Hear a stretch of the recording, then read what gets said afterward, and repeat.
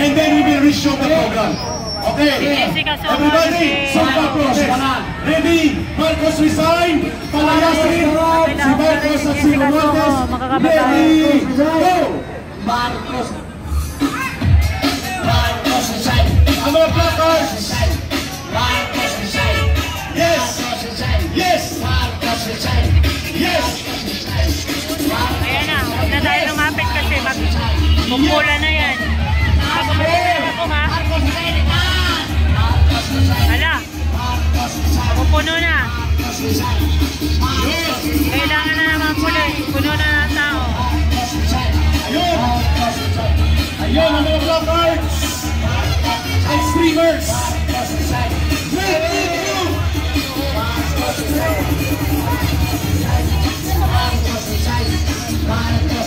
Marcos resign. Ayan, nag-share po. Jessica Soho. Si Jessica Soho nakilahok na rin sa dito sa Israel. Ayan.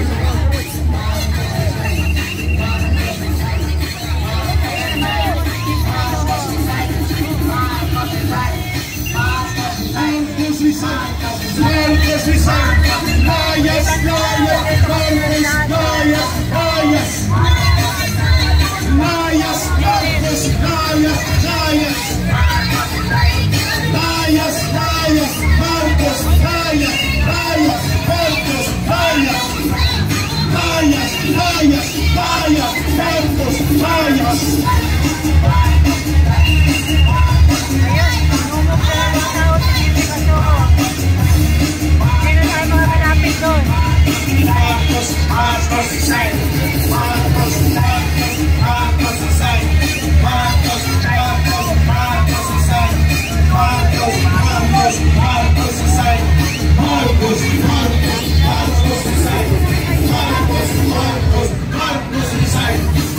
Marcos resign. Marcos resign. Marcos resign.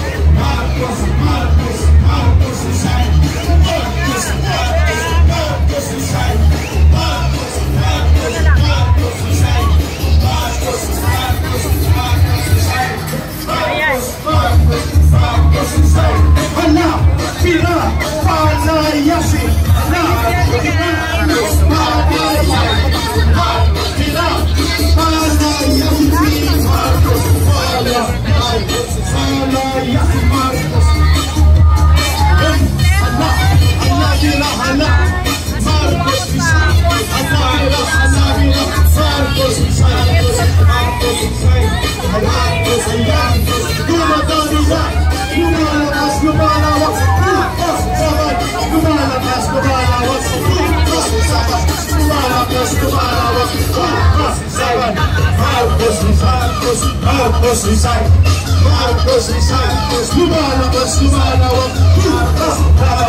Marcos resign. Marcos resign. Marcos resign. Marcos lumalabas, lumalawak. Jessica! Marcos resign. Marcos resign. Marcos resign. Marcos resign. One more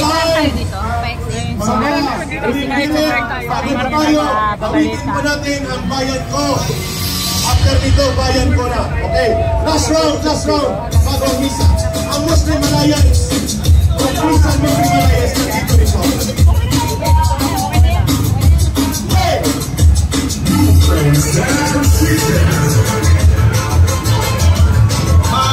Marcos resign.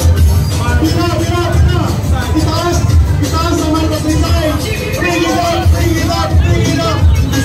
Marcos resign. Marcos resign. Exercise tayo eh. Marcos resign. Marcos resign. Marcos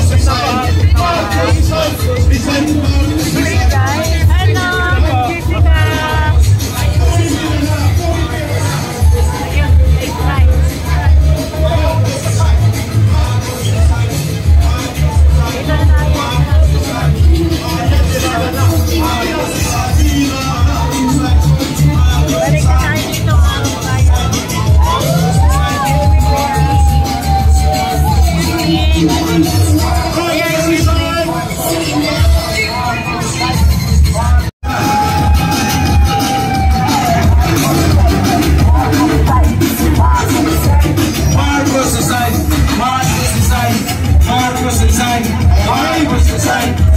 Consider shorten. 1, 2, 3, 4, 5. Okay na. Pakita natin ang bayan ko. And then, pagbibigyan natin ng request ng simbahan dyan na magbibisa sila, pero tayo naman ay nandito lang sa lansangan. Pilipino, ilang baha pa ba ang papapasukin nyo sa loob ng bahay nyo bago kayong magising?